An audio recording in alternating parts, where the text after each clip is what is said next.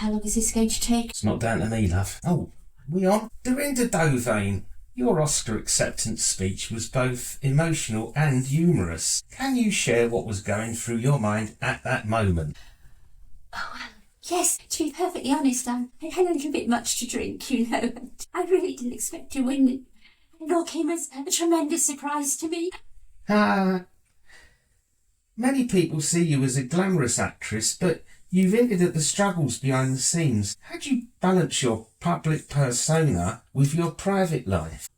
Well, I mean, first and foremost, I'm just a woman, aren't I? And I'm very proud to be Ted's wife and mother of my children, Dan and Donna, and whatever the other two are called. And it is a balancing act, but I mean, every other woman and mother out there who has to work will know all about that, of course, won't they? I'm sure. You mentioned a pivotal moment in a school play that ignited your desire to become a star. Can you tell us more about that experience and how it shaped your career? It's a very silly story, really. And I was in a play, and this little boy was very irritating, and I'm afraid I may have got a little bit irritated by him. But I really did think, oh, isn't it lovely? Isn't it super to be on the stage? Now, your early days with Baz Otten and Hal Walwood were filled with laughter and success. What was it like working with them, and why did you decide to pursue more serious roles? Well, they were lovely lads, weren't they? I think the thing is about chaps and comedy duos is they have each other, don't they? And you're always going to be the third wheel. And a lot of these chaps in comedy double acts, they never really grow up. And obviously I was very grateful for the experience, but I felt in the end that I had rather grown up compared with them. Now, you've embraced method acting for your role in Therapod.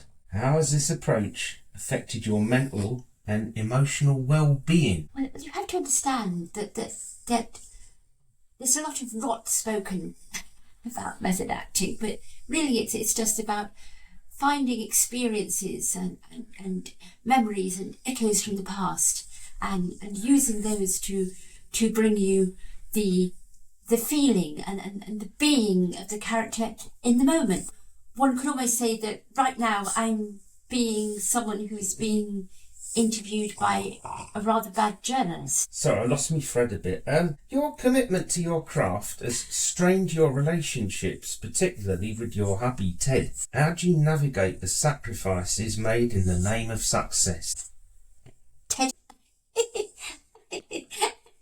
Just a little joke there. Of course, I love him very, very much. I think, it can be quite stressful being an actor, and one obviously has to go where the work is and do what the work requires, and it is rather unusual being asked to kiss and go to bed with other boys and girls. But Ted knows it's just my job, and I suppose it's a little bit like being a prostitute, really. Yeah. That's right, Oscar, don't you worry, the cinema will go soon. What draws you to playing challenging characters with dark themes? How do you prepare for all this? I usually prepare by trying to work out the clues in the script, not just the words that are written down, but the subtext, the things that the writer hasn't written, and I draw on that, and if there's any way that I can bring that into my performance, that's what I do. So I imagine that they might have had a troubled childhood, or that they've just trodden in Oscar's poo or something. The entertainment industry has its temptations and vices. How do you cope with the darker aspects of Hollywood? Hollywood, I barely spent any time in Hollywood, to be honest. I'm very much a British actress. But yes, I think it's about being strong and staying true and authentic to yourself, ultimately. And finally, as you reflect on your journey to becoming a national treasure, what advice would you give to aspiring actors?